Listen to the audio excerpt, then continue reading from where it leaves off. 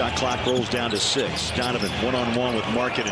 Hand in his face. Flies it off the glass. Caught the rim and in. That is 25 first half points for Mitchell. It has officially been 1 year since the Cleveland Cavaliers traded for Donovan Mitchell. And while it's still too early to make any final conclusions on the deal, I think we can safely say the front office has made a fantastic decision up to this point. Nets turn it over. LeVert ahead. Mitchell. Oh, look out! Donovan Mitchell is a bona fide superstar. The type of player that doesn't come to small markets very often. Double down the lane. Oh, a brilliant move by Donovan Mitchell. I mean, seriously, there's a strong case to be made that Mitchell's first season in Cleveland is the best non-LeBron season in franchise history.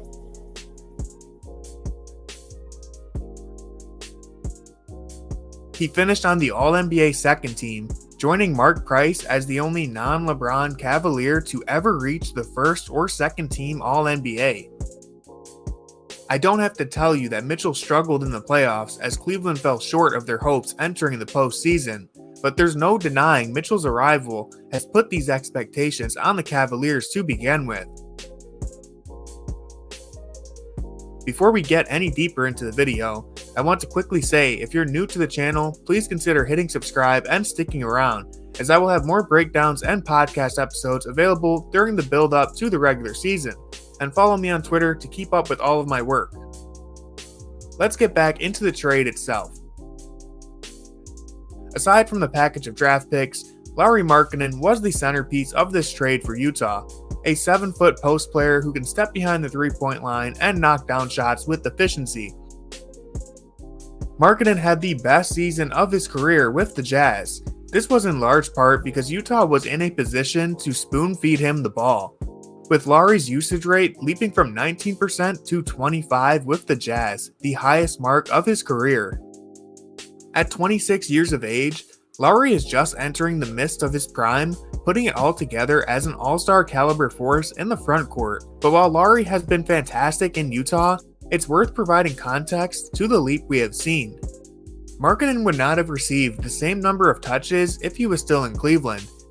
And while his prowess as a three-point shooter is appealing to Cavs fans who have been desperate for additional spacing in the front court, it's important to remember the Cavaliers gained a player who finished 4th in the entire NBA for three-point shooting, with Donovan Mitchell drilling a franchise record 245 three-pointers.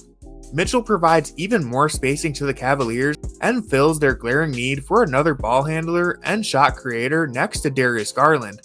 This is an area Lauri Markkanen has not excelled at even in his breakout season with the Jazz, with almost all of his three-point makes coming from catch-and-shoot opportunities.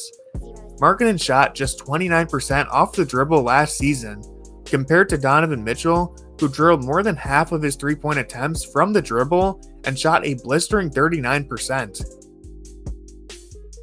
Even if Lauri Markkanen is an excellent player who in a vacuum would be great to still have in Cleveland, Mitchell's dynamic scoring provides a net positive for the Cavaliers. Now let's get into the rest of the trade package. I don't really care about the surplus of draft picks the Cavaliers sent, as this Cavs team should not be in the lottery anytime soon as long as Darius Garland and Evan Mobley are still on the roster. And it really isn't that difficult to get back into the NBA draft if it comes down to it. As for Colin Sexton and Ochai Agbaji, I think Donovan Mitchell is greater than the sum of their parts. I truly am rooting for Sexton to get an opportunity in Utah, and I think on paper, Sexton is able to replicate at least a dose of what Mitchell brings to an offense. Only Mitchell is able to do all of those things that Sexton can and much, much more. When it comes to Agbaji, I again think he is almost a perfect fit on the wing for Cleveland, and I was very excited when the Cavaliers drafted him.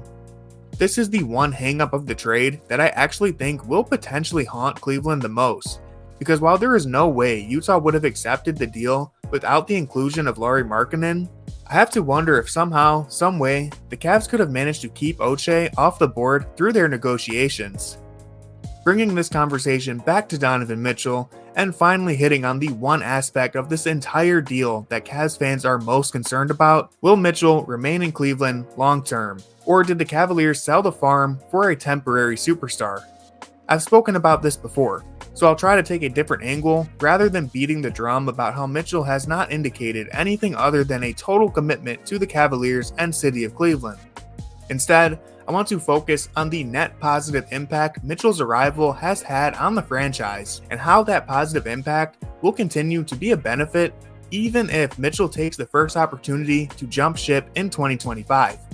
Because it's important to remember, Mitchell's player option isn't for another 2 full seasons, and I think the Cavs would really have to screw things up if Mitchell demands a trade next summer rather than working on an extension where he can maximize his earnings and then potentially look to change teams, just as we have seen other star players do in recent years. One of the major concerns I've seen regarding the Mitchell trade is that the Cavaliers jumped the gun too early on being title contenders. Their concern is that they acquired a star before the young core was really ready to compete. And for some people, this was a mistake that will cost the Cavaliers moving forward.